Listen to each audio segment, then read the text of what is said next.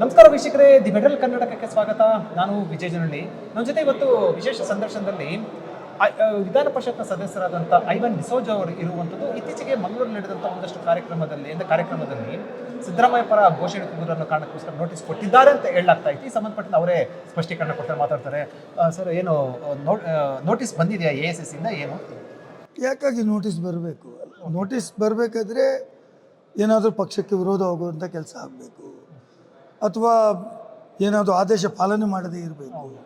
ಅಂಥದ್ದು ಏನೂ ಆಗಿಲ್ಲ. ಸಿದ್ದರಾಮಯ್ಯನವರು ಮಂಗಳೂರು ಬಂದಿದ್ದಾರೆ. ಅವರು ಒಂದು 5ನೇ ಕಾರ್ಯಕ್ರಮದಲ್ಲಿ ಭಾಗಿಯಾಗಲಿಕ್ಕೆ ಬಂದಿದ್ದರು. ಅವ್ರನ್ನ ಸ್ವಾಗತ ಮಾಡುವಂಥದ್ದು ಪ್ರತಿ ಸಲ ಮುಖ್ಯಮಂತ್ರಿಗಳು ಬಂದಾಗಲೂ ನಾವು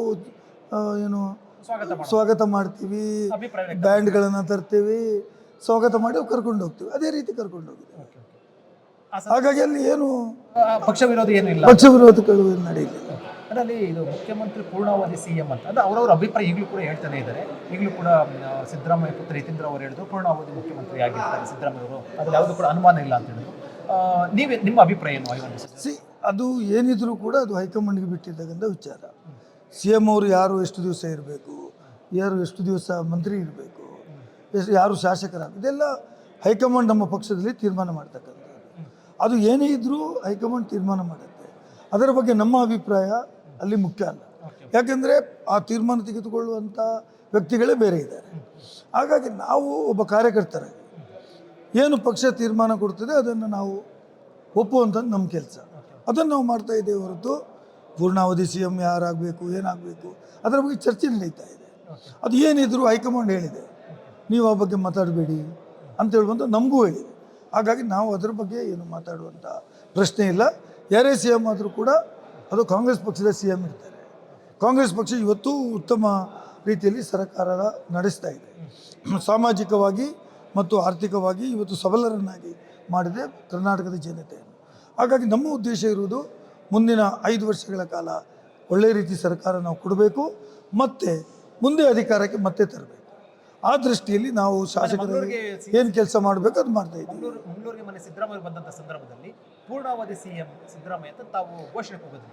ನಾನು ಘೋಷಣೆ ಕೂಗೇ ಇಲ್ಲ. ಯಾರು ಹೇಳಿದ್ರು? ಪೂರ್ಣಾವಧಿ CM ನೀವು ಕೂಗಿದ್ದಿರೇ ಇದ್ದರೆ ನನಗೆ ದಾಖಲೆ ತೋರಿಸಿ. ನಾನು ಹೇಳಿರ್ತಕ್ಕಂಥದ್ದು ಸಿದ್ದು ಅಷ್ಟೇ, ಎಲ್ಲರೂ ಕೂಗಿದ್ದಷ್ಟೇ. ಈ ಪೂರ್ಣಾವಧಿ ಎಲ್ಲಿಂದ ಬಂತು ನನಗೆ ಗೊತ್ತಾಗಲಿಲ್ಲ. ನಿಮ್ಮ ಹತ್ರ ಇದ್ದರೆ ನೀವು ಅದನ್ನು ಯಾರು ಹೇಳಿದ್ದಾರೆ ಅವರ ಮೇಲೆ ಮಾತಾಡಿ. ಪೂರ್ಣಾವಧಿ ಅಥವಾ ಅರ್ಧಾವಧಿ ಹೇಳುವಂಥ ವಿಚಾರನೇ ಇಲ್ಲ. ಏನಿದ್ರೂ ಕೂಡ ನಮ್ಮ ನಾಯಕರಿಗೆ ಸಿದ್ದು ಬಂದಾಗ ಸಿದ್ದು ಅಂತ ಹೇಳುವಂಥದ್ದು ಹೇಳ್ತೀವಿ. ವೇಣುಗೋಪಾಲ್ ಬಂದಾಗ ಕೆಲವು ಕಾರ್ಯಕರ್ತರು DK ಅಂತ ಹೇಳಿದ್ದಾರೆ ಅಷ್ಟೇ ಹೊರತು ಅದರಲ್ಲಿ ದೊಡ್ಡ ನೀವು ಹೇಳಿದಂತೆ ಅದು ಗುಂಪು, ಆ ಗುಂಪು, ಈ ಗುಂಪು ಎಲ್ಲ ಮಾಧ್ಯಮದಲ್ಲಿ ಮಾತ್ರ. ಯಾರು ಮಾಧ್ಯಮದಲ್ಲಿ ಮಾತ್ರ ಗುಂಪು, ಕಾರ್ಯಕರ್ತರಲ್ಲಿ ಗುಂಪಿಲ್ಲ. ಯಾಕೆ ಮಾತಾಡ್ತಾರೆ? ಯಾರು ಮಾತಾಡಿಲ್ಲ. ಏನೋ ತಪ್ಪು ಮಾಡಿದ್ರೆ ತಾನೇ ಮಾತಾಡೋದು. ಸಿದ್ದು ಬಂದಾಗ ಸಿದ್ದು ಹೇಳಿದ ಮತ್ತೆ ಯಾರನ್ನು ಹೇಳಬೇಕು? ನಿಮ್ಮ ಅಭಿಪ್ರಾಯ ಏನು? ಅಂದರೆ ಒಂದಷ್ಟು ಈ ಚರ್ಚೆಗಳು ಶುರುವಾಗಿರುವಂಥದ್ದು ನಿಮ್ಮ ಅಂದರೆ ಒಂದು ಅಭಿಪ್ರಾಯ 4 ವರ್ಡ್ ಬಂದು ಹೇಳೋದು ಒಂದು ಭಾಗ ಆದರೆ ಒಂದು ವೈಯಕ್ತಿಕ ಅಭಿಪ್ರಾಯ. ಈಗ ಸಿದ್ದರಾಮಯ್ಯ ಪುತ್ರ ಯತೀಂದ್ರ ಸಿದ್ದರಾಮಯ್ಯರು ಕೂಡ ಹೇಳಿದ್ರು, ಸೊ ನಮ್ಮಲ್ಲಿ ಯಾವುದು ಕೂಡ ಆ ಥರ ಗೊಂದಲ ಇಲ್ಲ, ಪೂರ್ಣಾವಧಿಗಿರ್ತಾರೆ ಆದರೆ ಒಳ್ಳೆಯದು ಅನ್ನೋ ಸಂಬಂಧಪಟ್ಟಂತೆ ಹೇಳಿದ್ರು. ಅಥವಾ ಮತ್ತೊಬ್ಬರು ಡಿಸೆಂಬರ್ 4 ಅಥವಾ ಡಿಸೆಂಬರ್ 6, 8ನೇ ತಾರೀಕು DK ಶಿವಕುಮಾರ್ CM ಆಗ್ತಾರೆ ಅಂತಂದ್ರು. ನಿಮ್ಮ ಅಭಿಪ್ರಾಯ ನನ್ನ ರಾಜ್ಯದ ದೃಷ್ಟಿಯಿಂದ? ನನ್ನ ಸ್ವಂತ ಅಭಿಪ್ರಾಯ ವ್ಯಕ್ತಪಡಿಸಲಿಕ್ಕೆ ನನಗೆ ಅವಕಾಶ ಇಲ್ಲ. ನನ್ನ ಅಭಿಪ್ರಾಯ ಏನಿದ್ರು, ಸ್ವಂತ ಅಭಿಪ್ರಾಯ ಏನಿದ್ರು ಅದು ಪಕ್ಷದ ವೇದಿಕೆಯಲ್ಲಿ ಹೇಳಬೇಕೆ ಹೊರತು ಮಾಧ್ಯಮದ ಮುಂದೆ ನಾವು ಹೇಳುವಾಗಿಲ್ಲ. ಮತ್ತು ನನ್ನ ಅಭಿಪ್ರಾಯ ನನಗೆ ತಿಳಿದ ಮಟ್ಟಿಗೆ ಅದು ಏನಿದ್ರು high command will take A decision. ನಾನು ಅಷ್ಟನ್ನೇ ಹೇಳಬೇಕು.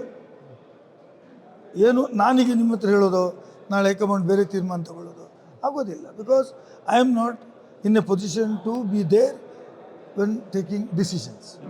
ಎಲ್ಲಿ ತೀರ್ಮಾನ ತಗೊಳ್ತಾರೆ ಅಲ್ಲಿ ನಾನಿಲ್ಲ ತಾನೆ.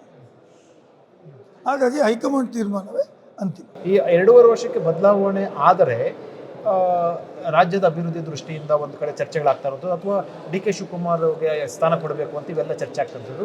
ಆ ಹಿನ್ನೆಲೆಯಲ್ಲಿ ನಿಮ್ಮ ಅಭಿಪ್ರಾಯ ಅನ್ನೋದಕ್ಕಿಂತ ನಿಮ್ಮ ಅನಿಸಿಕೆ ಏನಂತ? ಏನೇ ಅಂದರೂ ಕೂಡ CM ಯಾರಾಗಬೇಕು, DCM ಯಾರಾಗಬೇಕು, PCC ಅಧ್ಯಕ್ಷರು ಯಾರಾಗ, ಇದೆಲ್ಲ ಪಕ್ಷದ ಉನ್ನತ ಮಟ್ಟದಲ್ಲಿ ಆಗತಕ್ಕಂಥ ತೀರ್ಮಾನ. ಹಾಗಾಗಿ ಉನ್ನತ ಮಟ್ಟದಲ್ಲಿ ಏನು ತೀರ್ಮಾನ ತಗೊಳ್ತಾರೆ, ನೀವು ಹೇಳಿದಾಗೆ ನನ್ನ ವೈಯಕ್ತಿಕ ತೀರ್ಮಾನಗಳು ಅದು ಲೆಕ್ಕಕ್ಕೆ ಬರೋದಿಲ್ಲ. ಎಲ್ಲಿ ತೀರ್ಮಾನ ತಗೊಳ್ಬೇಕು ಅಲ್ಲಿ ತೀರ್ಮಾನ ತಗೊಳ್ತಾರೆ. ಪಕ್ಷದ ಒಳಿತಿಗಾಗಿ ನಮ್ಮ ಹುಟ್ಟುದ್ದೇಶವೇನು, ಕರ್ನಾಟಕ ರಾಜ್ಯದಲ್ಲಿ ಮತ್ತೊಮ್ಮೆ ಕಾಂಗ್ರೆಸ್ ಸರ್ಕಾರ ಅಧಿಕಾರಕ್ಕೆ ತರಬೇಕು. ಯಾರು ಸಮರ್ಥರಿರ್ತಾರೆ ಅವರ ಮೇಲೆ ಈ ಪಕ್ಷದ ಅವಲಂಬಿತವಾಗಿ ಇರಬೇಕು.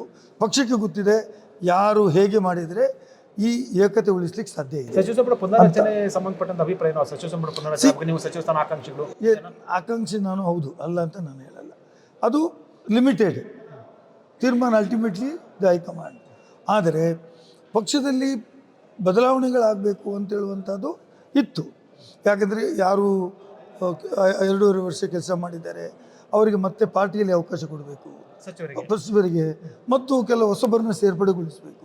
ಕಾಂಗ್ರೆಸ್ ಪಾರ್ಟಿ ದೊಡ್ಡ 140 ಮೆಂಬರ್ಗಳನ್ನು ಹೊಂದಿಕೊಂಡಿದೆ. ಆಗಿರುವಾಗ ಅವಕಾಶ ಎಲ್ಲರಿಗೂ ಬೇಕು ಅಂತ ಕೇಳಿದ್ದಾರೆ. ಅದು ದೊಡ್ಡ ವಿಚಾರ ಏನೂ ಅಲ್ಲ, ಅದು ಮುಖ್ಯಮಂತ್ರಿಗಳ ವಿವೇಚನೆಗೆ ಬಿಟ್ಟಿರ್ತಕ್ಕಂಥ. ಒಂದು ವೇಳೆ ಸಚಿವ ಸಂಪುಟ ಪುನರಚನೆ ಆದರೆ ಪರಿಷತ್ ಈ ಸರಿ ಈ ಬಾರಿ ಹೆಚ್ಚಿನ ಅವಕಾಶ ಕೊಡಬೇಕಂತ ಒಂದಷ್ಟು 2-3 ಸೀಟ್ ಕೊಡಬೇಕಂತ ಏನಾದರೂ ನಾವು ಇಟ್ಸ್ ಆಲ್ವೇಸ್ ದೇರ್. ವಿಧಾನ ಪರಿಷತ್ ಶಾಸಕರಿಗೂ ಹಿಂದೆ 7 ಜನ ಮಂತ್ರಿಗಳು ಇರ್ತಿದ್ರು, ನಮಗೂ ಅವಕಾಶ ಕೊಡಿ ಅಂತ ಕೇಳುವಂಥದ್ದು ನಾವು ಕೇಳ್ತೇವೆ. ಕೊಡುವುದು ಅಲ್ಟಿಮೇಟ್ಲಿ ನಿಮಗೆ ಅವಕಾಶ ಕೊಡೋದು ಒಂದು ಪರಿಷತ್ ಲೆಕ್ಕಾಚಾರದಲ್ಲಿ ಕೊಡಬೇಕು ಅಥವಾ ಜಾತಿ ಲೆಕ್ಕಾಚಾರದಲ್ಲಿ ಕೊಡಬೇಕು, ಪ್ರಾದೇಶಿಕ ಅದು ಡಿಪೆಂಡ್ಸ್ ಅಪಾನ್ ದಿ ಮತ್ತು ಅದು ಎಲ್ಲ ಸಮುದಾಯಕ್ಕೂ ನ್ಯಾಯ ಕೊಡಬೇಕಾದ್ದಿದೆ. ಆ ರೀತಿ ಕೊಡ್ಬೋದು, ಅಥವಾ ನೀವು ಅವಕಾಶ ಕೊಟ್ಟ ಕೆಲಸ ಜವಾಬ್ದಾರಿಯನ್ನು ಚೆನ್ನಾಗಿ ನಿರ್ವಹಣೆ ಮಾಡಿದ್ದೀರಿ ಅಂತಲೂ ಕೊಡ್ಬೋದು. It's all how the high command will take. ಅಂದರೆ ಅಂತಿಮವಾಗಿ ಮುಗಿಸೋಕ್ಕಿಂತ ಪ್ರಶ್ನೆ ಅಂದರೆ ಈ ಸಂದರ್ಶನ ನಿಮಗೂ ಮತ್ತು ಮಿತಿನ್ ರೈಗೂ ನೋಟಿಸ್ ಕೊಟ್ಟಿದ್ದಾರೆ ಅನ್ನುವಂಥ ಸುದ್ದಿಗಳು ಬರ್ತಾ ಇತ್ತು. ಅದು ಸಂಬಂಧಪಟ್ಟ ಸ್ಪಷ್ಟನೆ ಕೊಡೋದಾದರೆ ನನಗೆ ನೋಟಿಸ್ ಬಂದಿಲ್ಲ. ನಾನು ಮಿಥುನ್ ರೈ ಮಾತಾಡಿದ್ದೇನೆ. ಮಿಥುನ್ ರೈ ಹೇಳಿದ್ರು ನನಗೆ ಅದೇ ದಿವಸ ಮಧ್ಯಾಹ್ನ ಹೊತ್ತಿಗೆ ನೋಟಿಸ್ ಬಂದಿದೆ. ಯಾರಿಗೆ? ಮಿಥುನ್ ರೈ ಅವರಿಗೆ. ನನಗೆ ಇನ್ನೂ ಗೊತ್ತಿಲ್ಲ. ಮಿಥುನ್ ರೈಗೆ ಮಾತ್ರ ನನಗೆ ಕೊಟ್ಟಿಲ್ಲ ಅಂದರೆ ಕೊಡಬೇಕಾದ್ರೆ ಯಾರೋ ತಪ್ಪು ಮಾಡಿರ್ಬೇಕಲ್ಲ. ಮಿಥುನ್ ರೈಗೆ ಯಾಕೆ ಕೊಟ್ಟರು ನೋಟಿಸ್ ಗೊತ್ತಿಲ್ಲ. ಅವರೇನಾದ್ರು ನಿಮ್ಮ ಹತ್ರ ಮಾತಾಡಿದ ಸಂದರ್ಭ ಅಲ್ಲ ನೋಟಿಸ್ ಕೊಟ್ಟಿದ್ದಾರೆ, ನಾನು ಉತ್ತರ ಕೊಡ್ತೇನೆ ಅಂತ ಅಷ್ಟೇ ಬಿಟ್ಟರೆ ಬೇರೆ ನಿಮಗೆ ನೋಟಿಸ್ ಬಂದಿಲ್ಲ? ಇಲ್ಲ, 100%. ಆ ಘೋಷಣೆ ಕೂಗಿದಂಥ ಸಂದರ್ಭದಲ್ಲಿ ನಾನು ನೋಡಿದಂಥ ವಿಡಿಯೋ ಪೈಕಿ ಪೂರ್ಣಾವಧಿ CM ಅಂತ ಹೇಳ್ತಾ ನೀವು ಸಿದ್ದು ಅಂತ ಕೇಳ್ತೀರಾ. ಸೊ ಅದು ನಿಜನಾ ಸುಳ್ಳ? ಸಿದ್ದು ಅಂತ ಹೇಳೋದು ನಿಜ. ಏನು ಸಿದ್ದು ಅಂತ ಹೇಳಿದ್ರು? ಬರುವಾಗ ಸಿದ್ದು ಅಯ್ಯೋ ಲೀಡರ್ ಪೂರ್ಣಾವಧಿ CM ಅಂತ ಅದು ನಾವು ಹೇಳಿಲ್ಲ. ಅದು ನನಗೂ ನೀವು ಹೇಳಿದ್ದೆ ನನಗೆ ಕೇಳಿದ್ದು, ನನಗೂ ಮಾತು ಕೇಳಿ ನೋ ನೆವರ್. ವೀಕ್ಷಕರೇ, ಇದು ಐವನ್ ಡಿಸೋಜಾ ಅವರ ಹೇಳಿಕೆ. ಅವ್ರು ಹೇಳ್ತಾ ಇರುವಂಥದ್ದು, ನಾನು ಸಿದ್ದರಾಮಯ್ಯ ಪೂರ್ಣಾವಧಿ CM ಅಂತ ಕೂಗಿಲ್ಲ ಮತ್ತು ನನಗೆ ನೋಟಿಸ್ ಕೂಡ ಯಾವುದು ಬಂದಿಲ್ಲ. ಜೊತೆಗೆ ವಿಧಾನ ಪರಿಷತ್ಗೆ ಈ ಬಾರಿ ಸಚಿವ ಸಂಪುಟ ಪುನರಚನೆ ಆದರೆ ಸಚಿವ ಸ್ಥಾನ ಕೊಡಬೇಕು ಅನ್ನುವಂಥ ಒಂದು ಡಿಮ್ಯಾಂಡನ್ನು ಕೂಡ ಇಟ್ಟಿರುವುದು.